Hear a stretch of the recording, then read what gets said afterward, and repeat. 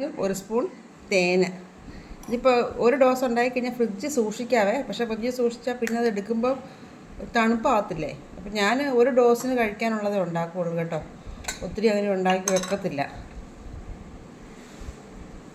പിന്നെ കുറച്ച് കുരുമുളകിൻ്റെ പൊടിയേ,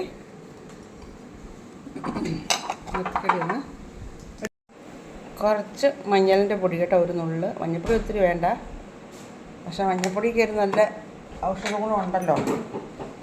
പിന്നെ കുറച്ച് നാരങ്ങയുടെ നീര്.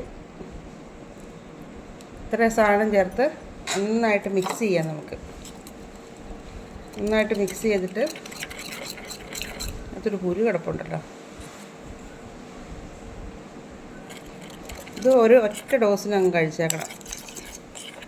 പിന്നെ നമുക്ക് കഴിക്കണമെങ്കിൽ പിന്നെ ഉണ്ടാക്കണം. ഇത് ചിലരൊക്കെ ഉണ്ടാക്കി ഫ്രിഡ്ജിൽ വെക്കും, ആ തണുപ്പോട് കൂടി എടുത്ത് കഴിക്കും. പിന്നെ ചുമ കൂടത്തില്ലേ. പിന്നെ ഞാനിങ്ങനെ തന്നെ ഉണ്ടാക്കി ഒറ്റ ട്രിപ്പം കഴിക്കും. എനിക്കിതൊരു എഫക്റ്റായിട്ടാണ് തോന്നിയിരിക്കുന്നത് കേട്ടോ.